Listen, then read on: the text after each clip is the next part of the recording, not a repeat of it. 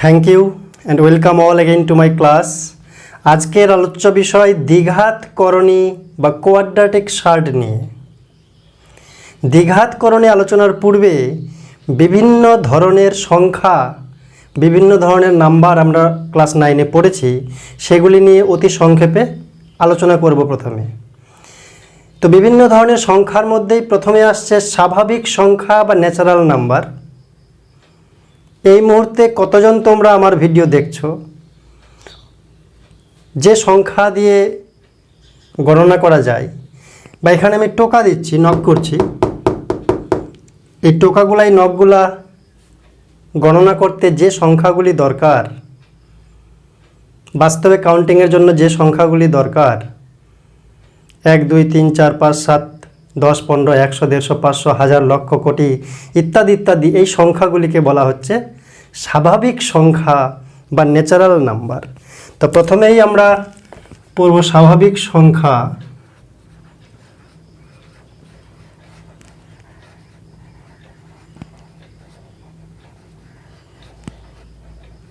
বা ইংরেজিতে natural numbers. Natural numbers কোনগুলা? এই 1 2 3 4 5 6 করতে করতে যতদূর গুনতে পারো, 1 2 3 4 5 করতে করতে 500, মনে করো 1 0 2 3 করতে করতে ইত্যাদি ইত্যাদি, লাখ লাখ কোটি কোটি, তার থেকে বড় বড় সংখ্যাগুলি, এগুলো হচ্ছে স্বাভাবিক সংখ্যা বা ন্যাচারাল নাম্বার, n দিয়ে চিহ্নিত করা হয়। এই স্বাভাবিক সংখ্যা সঙ্গে 0 একটি সংখ্যা, তো 0 বা শূন্য সংখ্যাটি সহ স্বাভাবিক সংখ্যাগুলিকে একসঙ্গে বলা হয় অখণ্ড সংখ্যা, হোল নাম্বার। যে সংখ্যাগুলো আমরা লিখলাম স্বাভাবিক সংখ্যা বা ন্যাচারাল নাম্বার, 0 সহ এই ন্যাচারাল নাম্বারগুলিকে, মানে এই থলির মধ্যে যদি 0 সংখ্যাটিকেও রাখা যায়, তাহলে সমস্ত সংখ্যাগুলিকে বলা হয় অখণ্ড সংখ্যা বা হোল নাম্বার। কি বলা হয়? অখণ্ড সংখ্যা বা হোল নাম্বারস। কোনগুলা? এই নাম্বারগুলো তো থাকবেই, এর সঙ্গে 0 এদের দলে যখন জয়েন করবে, 0 1 2 3 4 5 ডট ডট ডট ইত্যাদি ইত্যাদি, অর্থাৎ বলা হয় 0 সহ n, এটাই হচ্ছে অখণ্ড সংখ্যা, W দিয়ে প্রকাশ করা হয়। তাহলে আমরা স্বাভাবিক সংখ্যা, অখণ্ড সংখ্যা আলোচনা করলাম। এরপরে পূর্ণ সংখ্যা বা ইন্টিজার। এখানে আমরা দেখতে পাচ্ছি 0 সহ 1 2 3 4 5 7 ইত্যাদি ইত্যাদি সংখ্যাগুলিকে বলা হচ্ছে অখণ্ড সংখ্যা বা হোল নাম্বার। কিন্তু নেগেটিভ সংখ্যাগুলি নেই, ঋণাত্মক সংখ্যাগুলি নেই এখানে। তো ঋণাত্মক সংখ্যা যুক্ত, অর্থাৎ -1 -2 -3, এই সমস্ত সংখ্যাগুলিও যদি এদের সঙ্গে দল ভারী করে, তখন সমস্ত সংখ্যাগুলিকে বলা হয় পূর্ণ সংখ্যা। পূর্ণ সংখ্যা, ইন্টিজার। তাহলে পূর্ণ সংখ্যা কি? পূর্ণ সংখ্যা হচ্ছে মাইনাসগুলা, -500 1000 লাখ থেকে শুরু করে -3 -2 -1 এবং সঙ্গে 0 1 2 3 4 5, এই সমস্ত সংখ্যাগুলিকে বলা হচ্ছে পূর্ণ সংখ্যা। পূর্ণ সংখ্যা বলতে মাইনাসের যত নম্বর আছে, একেবারে -3 -2 -1, এগুলো সহ অখণ্ড সংখ্যা,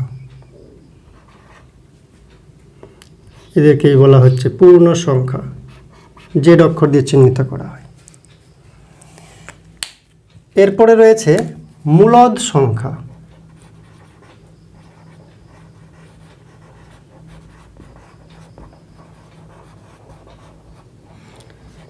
রেশনাল নাম্বার, রেশনাল নাম্বারস। তাহলে আমরা ন্যাচারালি কাউন্টিং করার জন্য 1 2 3 4 5 7 টোকা মারলাম সেগুলা। তো এই কাউন্টিংয়ের জন্য যে সংখ্যাগুলি দরকার সেগুলো হচ্ছে স্বাভাবিক সংখ্যা বা ন্যাচারাল নাম্বার, 1 2 3 4 5 7 করতে করতে ইত্যাদি ইত্যাদি এন দিয়ে চিহ্নিত করা হয়। তার সঙ্গে যখন শূন্য যোগ করা হলো, মানে শূন্য সহ ন্যাচারাল নাম্বার, তাদেরকে বলা হচ্ছে অখণ্ড সংখ্যা বা হোল নাম্বার, ডাব্লিউ। তাদের সঙ্গে যখন মাইনাস সংখ্যাগুলোও যুক্ত হলো, তো মাইনাস সহ ধনাত্মক সংখ্যা এবং শূন্য, এই সমস্তগুলিকে বলা হচ্ছে পূর্ণ সংখ্যা বা ইন্টিজার, জেড। এরপরে মূলদ সংখ্যা। মূলদ সংখ্যা কোনগুলো? মূলদ সংখ্যার সংজ্ঞা যদি বলি আমরা কাকে বলে, তাহলে বলতে হবে যে সমস্ত সংখ্যাকে পি বাই কিউ আকারে প্রকাশ করা যায়, যেখানে পি এবং কিউ ধনাত্মক, পি এবং কিউ পূর্ণ সংখ্যা এবং Q not is equal to zero, Q not is equal to zero. যদি সংজ্ঞাটা আমি লিখে দিই, অর্থাৎ এই সমস্ত সংখ্যার সঙ্গে যখন ভগ্নাংশ এসে যুক্ত হলো, এখানে পূর্ণ সংখ্যাগুলো তো রয়েছে, এদের সঙ্গে যখন ভগ্নাংশ এসে যুক্ত হলো, সমস্ত সংখ্যাকে একসঙ্গে বলা হয় মূলদ সংখ্যা। কিন্তু সংজ্ঞাটা কি? সংজ্ঞাটা আছে যে সংখ্যাকে পি বাই কিউ আকারে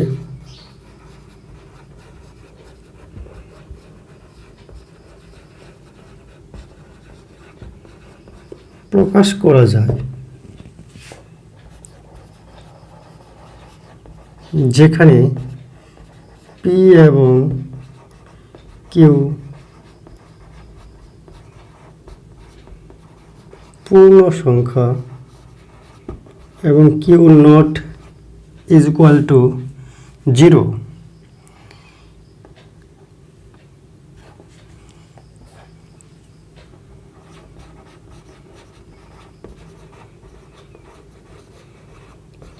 তাকে মূলদ সংখ্যা বলে। তাহলে এগুলা কি মূলদ সংখ্যা না? এগুলা মূলদ সংখ্যা, কারণ 3 বলতে 3কে আমরা লিখতে পারি 3/1। তো এগুলাও মূলদ সংখ্যা, এদের সঙ্গে আবার ভগ্নাংশগুলো এসেও যুক্ত হলো, অর্থাৎ আমরা বলতে পারি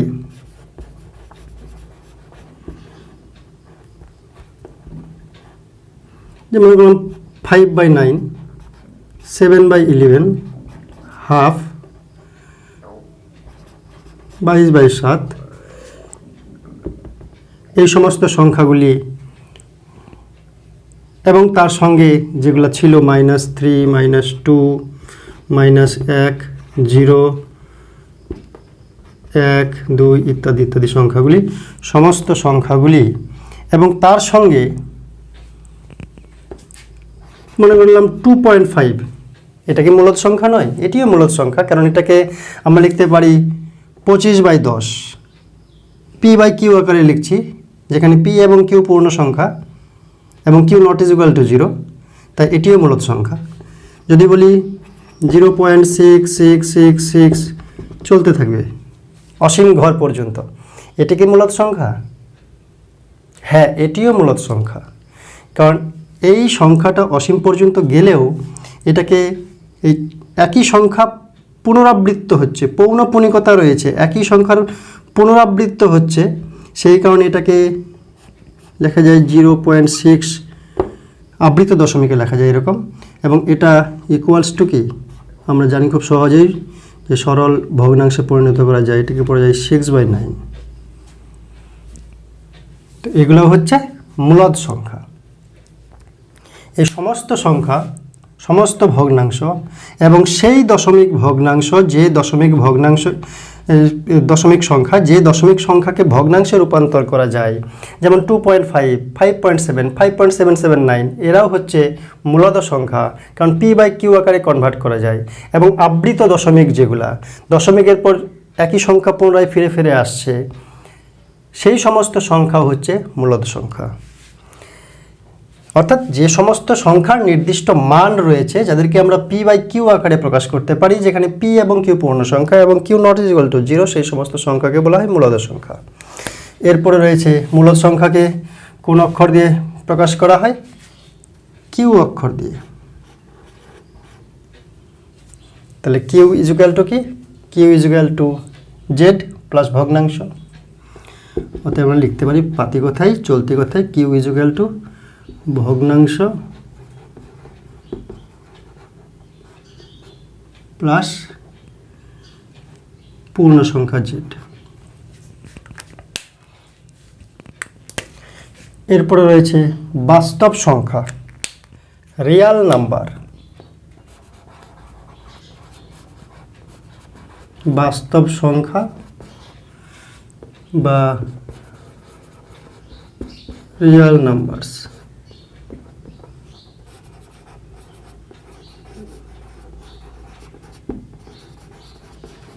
আর অমূলদ সংখ্যা এক ঝুড়িতে রাখলে তাদেরকে বলা হচ্ছে বাস্তব সংখ্যা বা রিয়াল নাম্বার। মূলদ সংখ্যা বলতে কিউ, যাকে আমরা বললাম ভগ্নাংশ, পূর্ণ সংখ্যা, সমস্ত সংখ্যা। এবং অমূলদ সংখ্যা বলতে বোঝাচ্ছে যেমন পাই, যেমন √2, √3, যেমন 0.2020002000 ইত্যাদি ইত্যাদি সংখ্যা। এরা হচ্ছে অমূলদ সংখ্যা। বাস্তবে অমূলদ সংখ্যা কাকে বলে? মূলদের উল্টো। তাই মূলদ সংখ্যার যে সংজ্ঞা রয়েছে তার উল্টো সংখ্যাটাই হচ্ছে অমূলদ সংখ্যা। তাহলে অমূলদ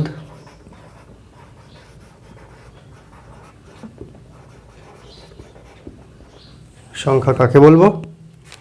যে সংখ্যাকে p/q আকারে প্রকাশ করা যায় না।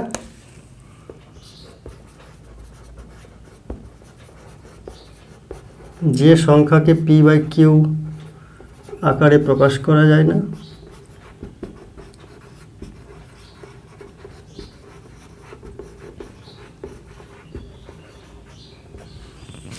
যেখানে p/q পূর্ণ সংখ্যা এবং q not equals to 0, সেই সমস্ত সংখ্যাকে বলা হয় অমূলদ সংখ্যা। বাস্তবে অমূলদ সংখ্যা বলতে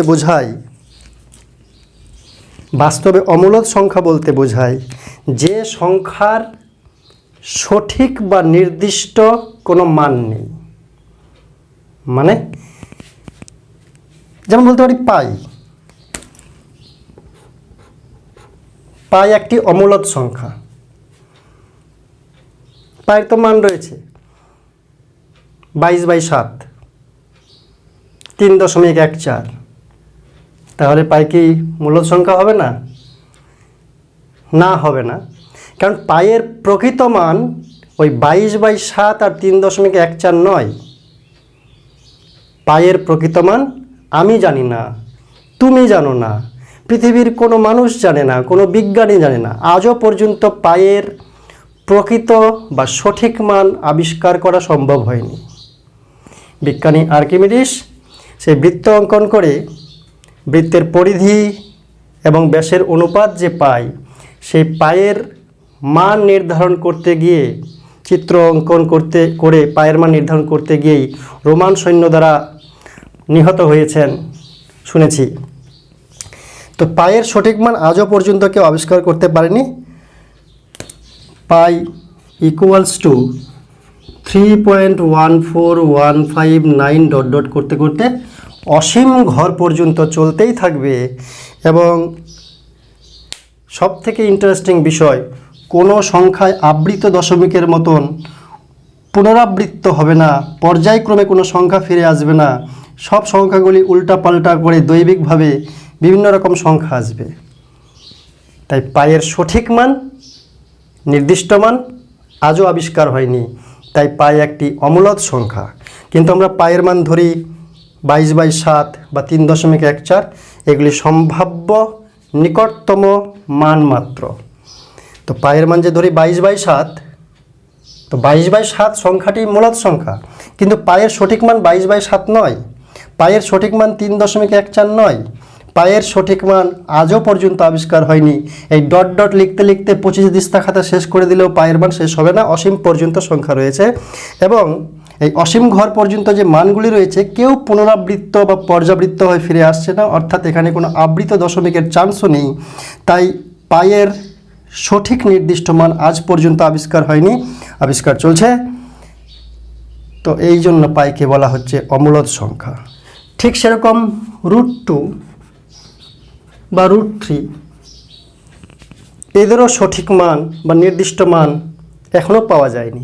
অর্থাৎ এমন কোনো সংখ্যা নেই, এমন কোনো মূলদ সংখ্যা নেই যে সংখ্যাকে বর্গ করলে 2 পাওয়া যায়। এমন কোনো সংখ্যা আছে কি যে সংখ্যাকে ওই সংখ্যা দিয়ে গুণ করলে 2 উত্তর আসবে? এমন কোনো সংখ্যা আছে কি, এমন কোনো মূলদ সংখ্যা আছে কি যে সংখ্যার বর্গ করলে 3 আসবে?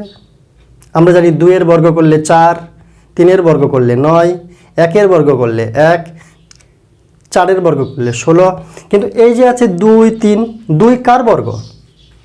কোন সংখ্যাকে ওই সংখ্যা দিয়ে গুণ করলে বর্গ 2 হবে? কোন সংখ্যাকে ওই সংখ্যা দিয়ে গুণ করলে বর্গ 3 হবে? তো এমন কোনো মূলদ সংখ্যা বা ধনাত্মক মূলদ সংখ্যা নেই যাকে গুণ করলে ওই সংখ্যা দিয়ে এই 2 বা 3 এই মূলদ সংখ্যাগুলি আসবে। প্রকৃতপক্ষে 2 এর বর্গমূল বা 3 এর বর্গমূল এদের নির্দিষ্ট মান বা সঠিক মান আজও আবিষ্কার হয়নি।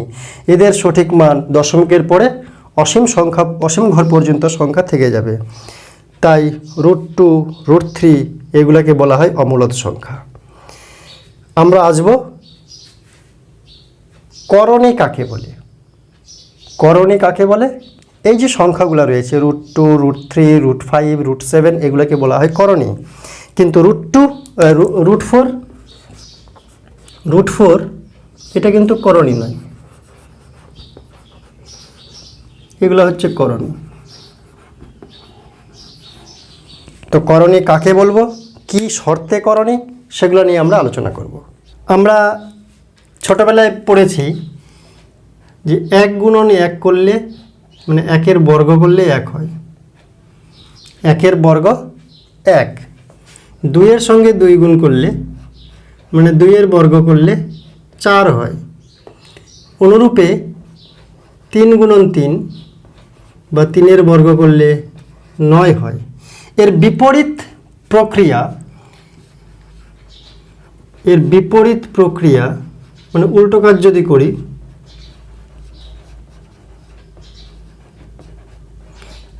যে 1 এর বর্গমূল মানে 1 একটি মূলদ সংখ্যা, কতই গুণ করলে সেম দুটি কোন সংখ্যা গুণ করলে 1 পাওয়া যাবে।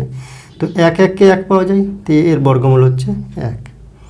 ঠিক সেরকম 4 এর বর্গমূল, কোন দুটি সংখ্যা একই সংখ্যা গুণ করলে 4 হবে? 2 এ 2 গুণ করলে 4 হবে। সেম দুটি মূলদ সংখ্যা গুণ করতে হবে, অর্থাৎ 2 এর বর্গ হচ্ছে 4। তাহলে 4 এমন একটি মূলদ সংখ্যা যেটি অপর মূলদ সংখ্যা 2 এর বর্গ। তাই 2 2 গুণ করলে 4 হয়, 2 এর বর্গ 4 এবং 4 এর বর্গমূল হচ্ছে 2। ঠিক সেরকম 9 এর বর্গমূল হচ্ছে 3। কিন্তু যদি বলি যে 3 এর বর্গমূল কত, 2 এর বর্গমূল কত, 5 এর বর্গমূল কত, আজও পর্যন্ত আবিষ্কার হয়নি যে এক্স্যাক্ট 3 এর বর্গমূল কত, এক্স্যাক্ট 2 এর বর্গমূল কত। দশমিকের পর আনএন্ডিং সংখ্যা থেকে যাবে অসীম পর্যন্ত। √5 এর বর্গমূল করতে গেলে নির্দিষ্ট কোনো সংখ্যা পাওয়া যায় না। তাই যে সংখ্যার নির্দিষ্ট কোনো মান নেই, সেগুলো হচ্ছে অমূলদ সংখ্যা। যে সংখ্যার নির্দিষ্ট কোনো মান নেই, দশমিকের পর আবৃত দশমিক হচ্ছে না, কিন্তু রিপিটেড হচ্ছে না, কিন্তু অনেক দশমিকের পর অনেক ঘর পর্যন্ত, বহু সংখ্যা পর্যন্ত, অসীম সংখ্যা পর্যন্ত ডিজিট রয়েছে, মানে দশমিকের পরে অসীম ঘর পর্যন্ত ডিজিট রয়েছে, এদের সঠিক নির্দিষ্ট মান নির্ণয় করা সম্ভব নয়। তাই এরা হচ্ছে করণী। অর্থাৎ যে মূলদ সংখ্যা অন্য কোনো মূলদ সংখ্যার বর্গ নয়, যে মূলদ সংখ্যা অপর কোনো মূলদ সংখ্যার বর্গ নয়, যেমন 3 অন্য কোনো মূলদ সংখ্যার বর্গ নয়, তাহলে 3-এর বর্গমূল একটি করণী, অমূলদ হতে হবে এবং রুট হতে হবে, তাহলে সেটা হচ্ছে করণী। তো এগুলো হচ্ছে করণী। কি করণী? দ্বিঘাত করণী। যদি করণীর আমরা সংজ্ঞা লিখি বইয়ের মতো করে, তাহলে হচ্ছে যদি কোনো মূলদ সংখ্যা, মনে করলাম কিউ, ধনাত্মক মূলদ সংখ্যা বলতে হবে, কারণ বাস্তব সংখ্যার পরে অপর একটি সংখ্যা এসেছে যাকে কাল্পনিক সংখ্যা বলা হয়। তো আমরা ধনাত্মক মূলদ সংখ্যার কথাই বলবো এখানে।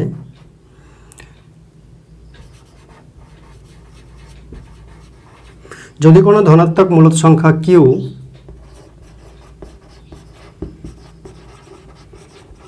অপর কোনো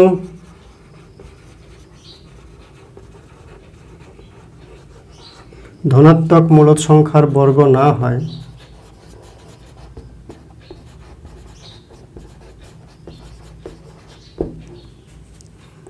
তবে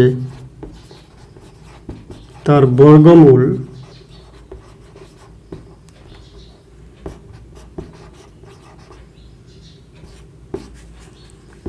হলো দ্বিঘাত করণী।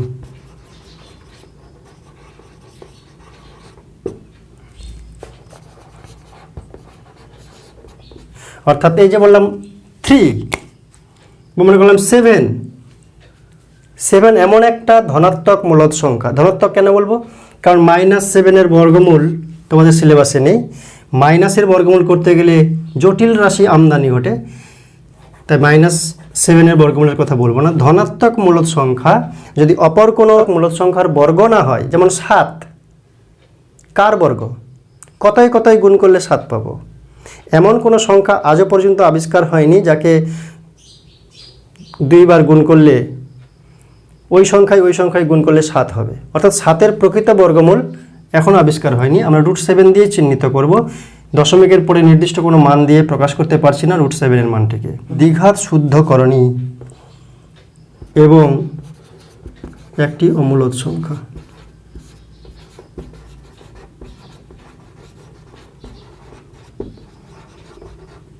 এবং এই করণীটা হচ্ছে একটি অমূলদ সংখ্যা। তাহলে √3, √2, √5, অর্থাৎ বলতে পারি আমরা √a বা ±√a, এটি হচ্ছে একটি দ্বিঘাত শুদ্ধকরণী।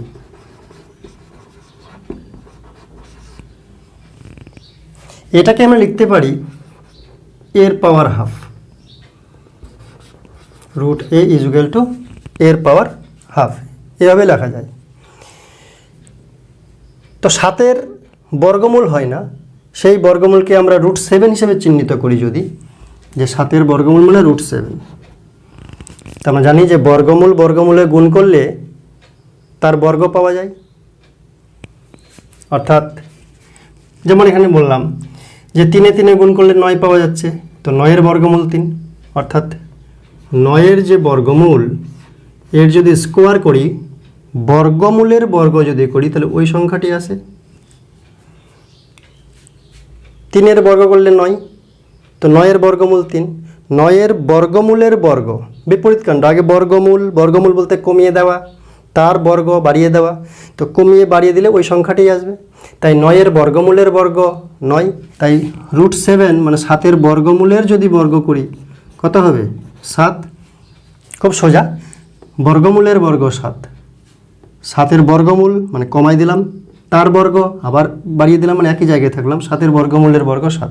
অতএব এটাকে লেখা যায় √7 × √7 = 7, অথবা বলা যায় রুটের ভিতরে যদি 2 বার 7 থাকে তাহলে এক জোড়া থেকে একটা রুটের বাইরে বেরিয়ে আসে।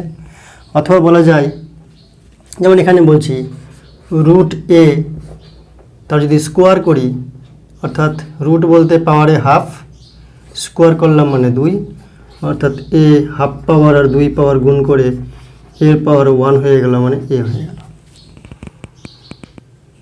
তো বর্গমূল বলতে পাওয়ারে হাফ। তো এটাকে বলা হয় দ্বিঘাত করণী।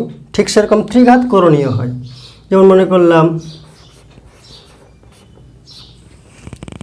3√8 ঘনমূল। 8 ঘনমূল হচ্ছে 2, অর্থাৎ 2কে 3 বার গুণ করলে 8 হয়। তো এটা মূলদ সংখ্যায় পরিণত হচ্ছে, তাই এটাকে করণী বলা যাবে না। কিন্তু যদি 3√15 করি, এটা হচ্ছে ঘনমূল, এটাও করণী। যদি 4√7 করি, এটা চতুর্থ মূল, এগুলাও করণী, কিন্তু এগুলা দ্বিঘাত করণী নয়। দ্বিঘাত করণী হচ্ছে যে মূলদ সংখ্যা অপর কোনো মূলদ সংখ্যার বর্গ নয়, তার বর্গমূল হচ্ছে দ্বিঘাত করণী। √7 দ্বিঘাত করণী, √3 দ্বিঘাত করণী, √2 দ্বিঘাত করণী। দ্বিঘাত করণী হতে গেলে সেটা অবশ্যই অমূলদ সংখ্যা হবে। এটা হচ্ছে অমূলদ সংখ্যা। রুটটা বাদ দিলে আবার মূলদ হয়ে যাবে। তাই এখানে বলেছি আমরা, যদি কোনো ধনাত্মক মূলদ সংখ্যা কিউ অপর কোনো ধনাত্মক মূলদ সংখ্যার বর্গ না হয়, তবে তার বর্গমূল, এই বর্গমূলটা হচ্ছে দ্বিঘাত করণী। এই কিউব দ্বিঘাত করণী নয়, √কিউ এটা হচ্ছে দ্বিঘাত করণী এবং এটি অমূলদ সংখ্যা। যে মূলদ সংখ্যা, যার যে সংখ্যার নির্দিষ্ট মান রয়েছে। অমূলদ সংখ্যা, যে সংখ্যার সঠিক এবং নির্দিষ্ট মান আজও আবিষ্কার হয়নি, সঠিক মানটি এখনও জানা যায়নি, সেটা হচ্ছে অমূলদ সংখ্যা। আর সংজ্ঞার বিচারে যে সংখ্যাকে p/q আকারে প্রকাশ করা যায়, p এবং q পূর্ণ সংখ্যা, q ≠ 0, সেটা মূলদ। আর বিপরীতটা, উল্টোটা হচ্ছে অমূলদ। আমরা প্রথমে আলোচনা করব শুদ্ধ করণী। শুদ্ধ করণী বলতে মনে করলাম √2 শুদ্ধ করণী, √5 শুদ্ধ করণী। এখানে অমূলদ সংখ্যা রয়েছে। বা 2√3 যদি বলি, এটিও শুদ্ধ করণী, কারণ এখানেও 2কে করণীর ভিতরে ঢুকিয়ে দেওয়া যাবে। আমরা মাথায় রাখবো যে 2 যদি করণীর ভিতরে প্রবেশ করে, করণীর চিহ্নের ভিতরে, তাহলে 2 বর্গ হয়ে ঢুকবে। অর্থাৎ এখানে বলা যাবে 2 ভিতরে ঢুকলে 2 বার হয়ে যাবে, 3 তো আগে থেকেই ছিল, অর্থাৎ এটাকে আমরা 4 3 12 লিখতে পারি। তাহলে এগুলো হচ্ছে শুদ্ধ করণী। আর ভিতর থেকে যদি বাইরে আসে, তাহলে ডবল থেকে একটা হয়ে বেরিয়ে আসবে, মানে বর্গমূল হয়ে বেরিয়ে আসবে। বাইরেরটা বর্গমূল আর ভিতরে থাকলে ডবল হয়ে থাকবে। আচ্ছা, পরিষ্কার হচ্ছে একটু পরে। এরপরে মিশ্র করণী। মিশ্র করণী বা একে অশুদ্ধ করণীয় বলা যায়। যে করণীতে মূলদ সংখ্যা অমূলদ সংখ্যা যোগ আকারে বা বিয়োগ আকারে থাকবে। যেমন বলা যায় যে 2 + √3 অথবা 3 + 5√2, এই সমস্ত সংখ্যাগুলিকে বলা হয় মিশ্র করণী।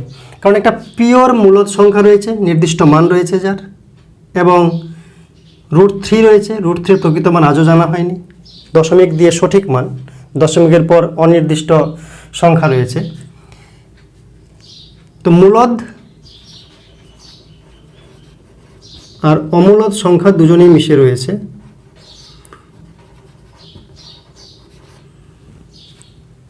এই যে পাই একটি অমূলদ সংখ্যা,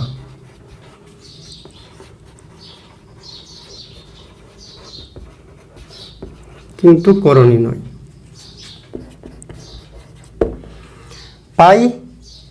পায়ের নির্দিষ্ট কোনো মান নেই, 3.14159 করতে চলতে থাকবে, শেষ নেই কোনো।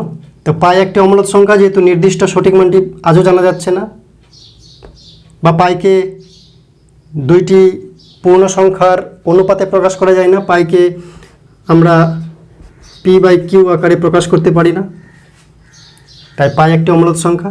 অথবা পাইয়ের সঠিক বা নির্দিষ্ট মান পাওয়া যায় না, দশমিকের পর আনএন্ডিংভাবে চলতে থাকে, তাই পাই একটি অমূলদ সংখ্যা, কিন্তু এটা করণী নয়। আর করণী অমূলদ সংখ্যাও বটে।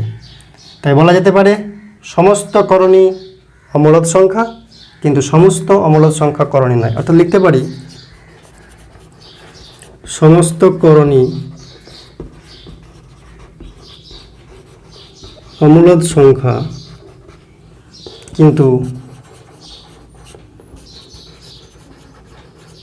সমস্ত অমূলদ সংখ্যা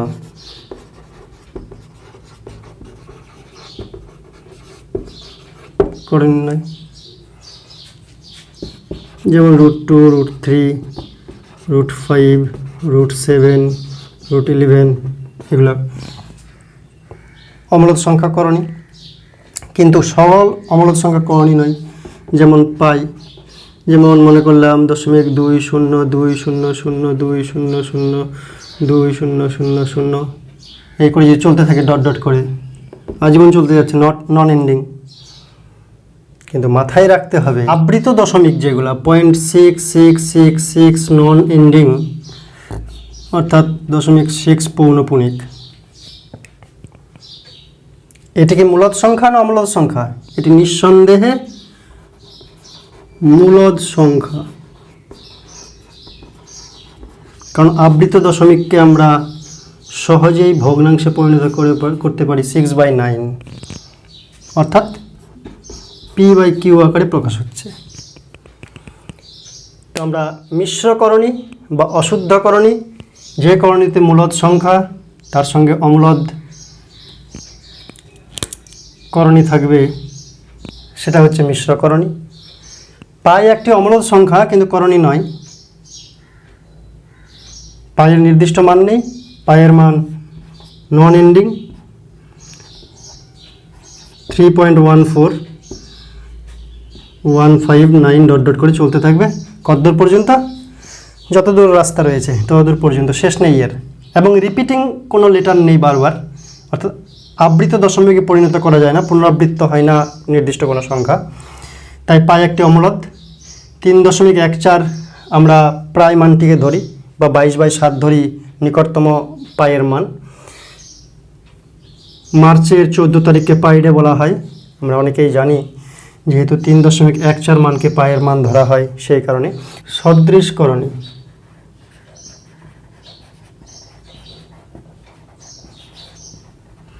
আর অসদৃশকরণী।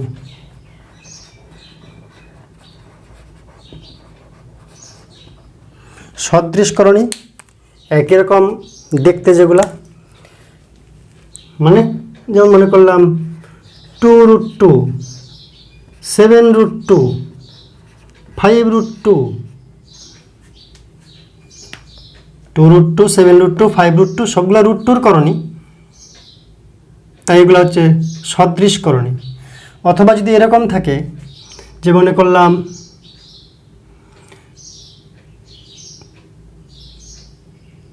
18, √18, এটা কি সদৃশকরণী? এদের মতো করণী না, এটা আলাদা।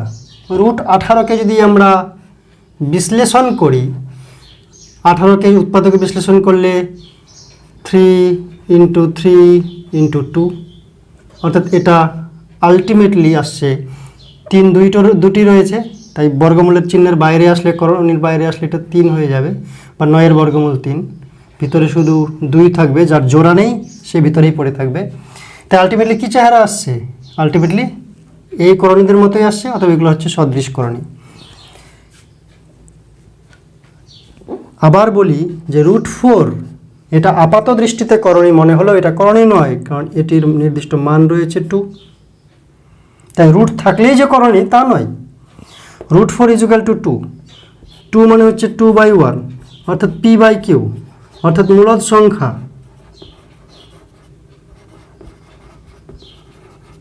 আর মূলদ সংখ্যা কোনোদিন করণী হয় না, মূলদ সংখ্যা তো করণী হবে না। করণী অবশ্যই অমূলদ সংখ্যা হবে, কিন্তু সমস্ত অমূলদ সংখ্যা করণী নয়, যেমন পাই। এরপরে আমরা অসদৃশ করণীর উদাহরণ জানব, যেমন 2√2 আর 3√5 আর 4√7, মনে করলাম √11, এরা হচ্ছে অসদৃশ করণী। এটা √2 আছে, এটা √5 আছে, এটা √7 আছে, এদের মধ্যে যোগ বিয়োগ হবে না, তাই এগুলো হচ্ছে অসদৃশ করণী।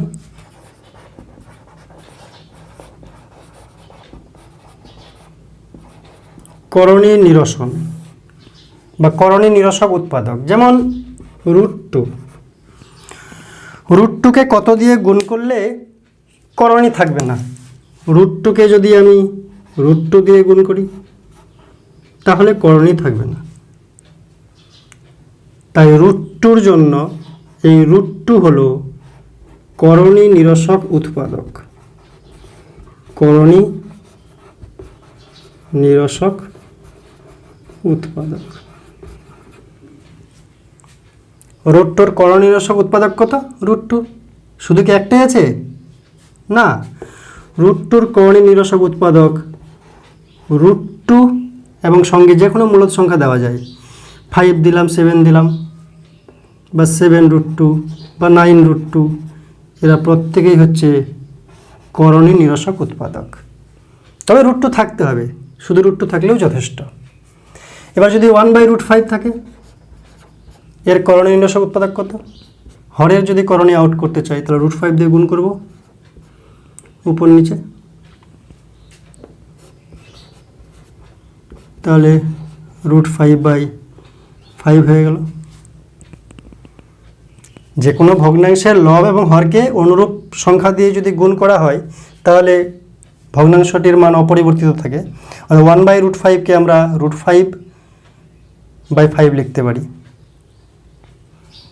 তাহলে 1/√5 এর হরের করণী নিরসনের জন্য √5 দিয়ে গুণ করতে হবে হরকে।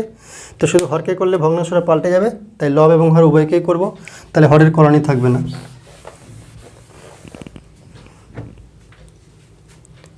এবার যদি অশুদ্ধ করণী হয়, যে মনে করলাম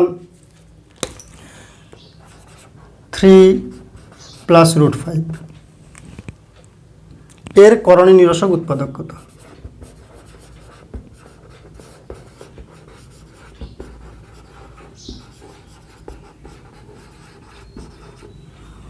এর করণী নিরসক উৎপাদক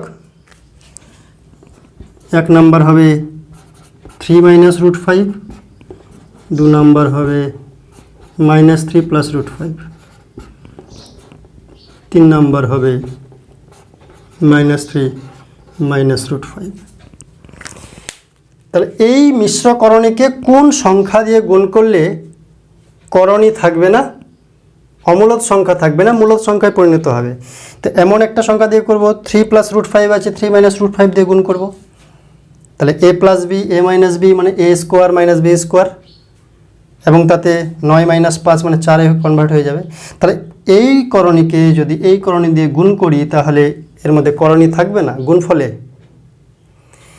তাই এটার করণী নিরসক উৎপাদক হচ্ছে এটা। অথবা এটার সঙ্গে যদি এটা গুণ করি তাহলে √5 + 3, √5 - 3, a + b, a - b, তাহলে করণী নিরসন হবে। এটা করণী নিরসক উৎপাদক। কিন্তু -3 - √5 দিয়ে যদি গুণ করি, দেখতে মনে হচ্ছে এটা প্লাস ওটা মাইনাস, কিন্তু আসলে দুটো অনুরূপ করণী। মাইনাস কমন নিলেই, এটাকে যদি মাইনাস কমন নিই তাহলে ওই √5 + √3 কি আছে, 3 + √5 অনুরূপ চলে আসছে। তাই এটা করণী নিরসক উৎপাদক নয়। অর্থাৎ অশুদ্ধ করণীর করণী নিরসক উৎপাদক হচ্ছে যে কোনো একটার চিহ্ন পাল্টাতে হবে, যে কোনো একটার চিহ্ন পাল্টাতে হবে, তারপরে গুণ করলে করণী নিরসন হয়ে যাবে। কিন্তু এই করণী, এই যে অশুদ্ধ করণী আর এই অশুদ্ধ করণীর মধ্যে একটা আলাদা তাৎপর্যও আছে। আলাদা কি তাৎপর্য আছে? 3 + √5 এর সঙ্গে যদি আমি গুণ করি 3 - √5, তাহলেও মূলদ সংখ্যা হয়।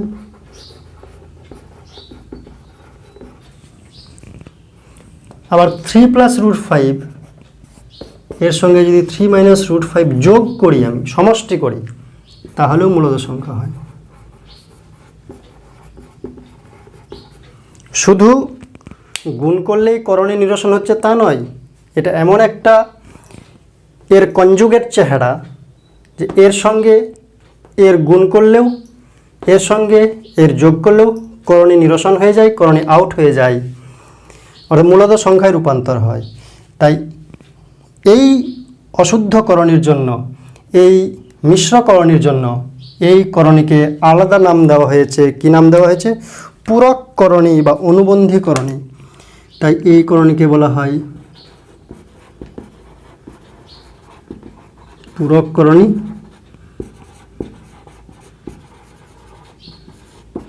বা অনুবন্ধী করণী।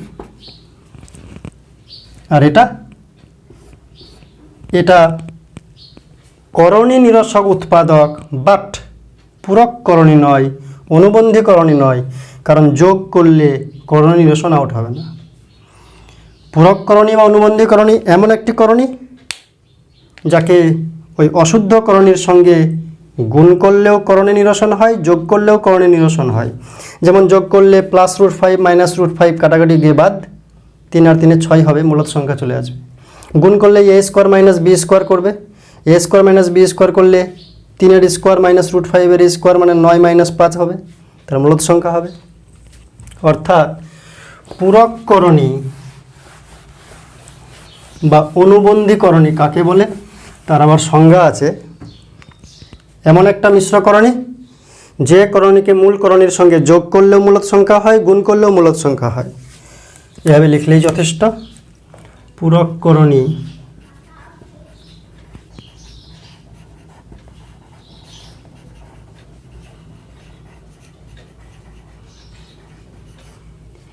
বা অনুবন্ধী করণী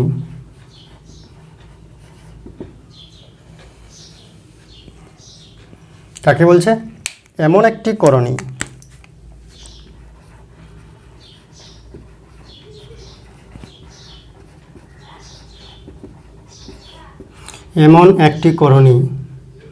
এমন একটি মিশ্র করণী করি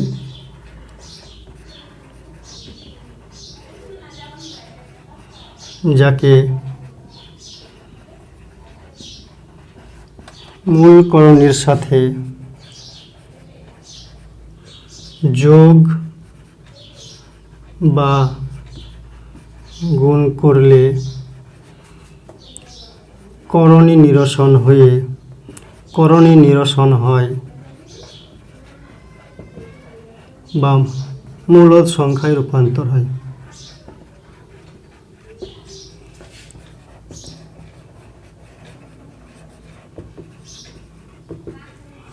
মনে করলাম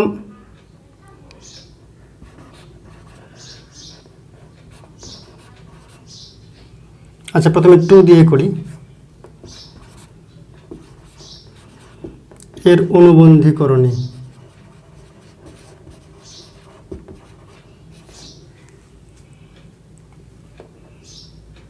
কত হবে? অনুবন্ধী করণী যদি বার করতে বলে, পরীক্ষায় অনেকবার আসে যে অনুবন্ধী করণী লেখো, এই করণীটার অনুবন্ধী করণী কি? তাহলে মনে রাখতে হবে যে রুটের চিহ্ন পাল্টাবো, একটা চিহ্ন পাল্টাবো এবং সেটা রুটের চিহ্ন। রুটের আগে এখানে মনে মনে প্লাস চিহ্ন আছে, তো এটা হবে -√3 + 2, অর্থাৎ 2কে আগে লেখা যায় 2 - √3। এর করণী নিরসক উৎপাদক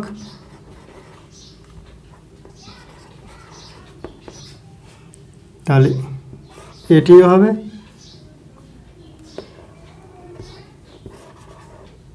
আবার এটিও হবে √3 - 2। অর্থাৎ করণী নিরসক উৎপাদক হচ্ছে এমন একটি করণী যার সঙ্গে মূল করণীকে গুণ করলে করণী থাকবে না, মূলদ সংখ্যায় রূপান্তর হবে। তাহলে এর সঙ্গে একে গুণ করলেও মূলদ সংখ্যায় রূপান্তর হবে, এর সঙ্গে একে গুণ করলেও মূলদ সংখ্যায় রূপান্তর হবে। তার দুটোই হচ্ছে করণী নিরসক উৎপাদক এই করণীর। কিন্তু অনুবন্ধী করণী বা পরিপূরক করণী শুধু এটি, পূরক করণী শুধু এটি, কারণ এটির সঙ্গে এটিকে গুণ করলেও হবে মূলদ সংখ্যা, এটির সঙ্গে এটিকে যোগ করলেও হবে মূলদ সংখ্যা। যেমন √3 + √2, এর বিপরীত করণী নিরসক উৎপাদক কি?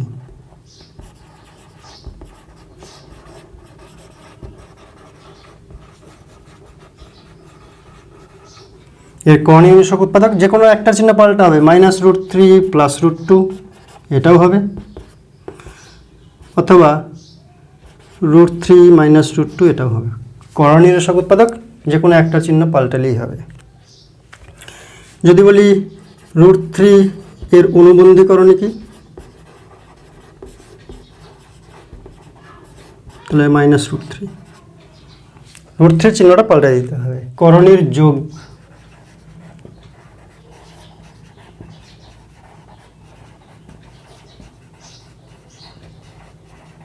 করণীর যোগ বিয়োগ। যদি বলি এ করলে কি হয়? 2a হয়। ঠিক সেরকম √2 যোগ √2 যোগ করলে 2√2 হয়। √3 যোগ √3 যোগ √3 যোগ √3 যোগ করলে 4√3 হয়। 5√2 যোগ 2√2 করলে 7√2 হয়। কিন্তু √3 যোগ √2 কত হবে? এটা যোগ করা যাবে না। √3 আর √2 যোগ করা যাবে না, এটাই থাকবে। যেমন a আর b কে যোগ করা যায় না।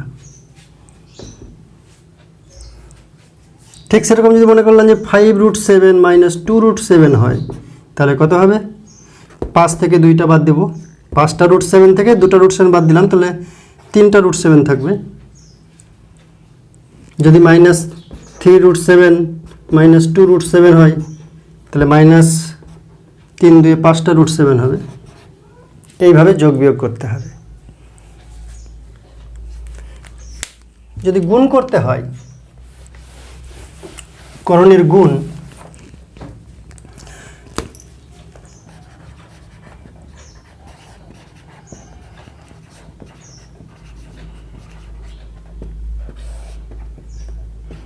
যে √2 গুণন √3, তাহলে অবশ্যই এটাকে দুজনেই রুটের ভিতরে আছে, রুটের ভিতরে 2 আর 3কে ঢুকিয়ে দিয়ে এটাকে √6 করা যায়।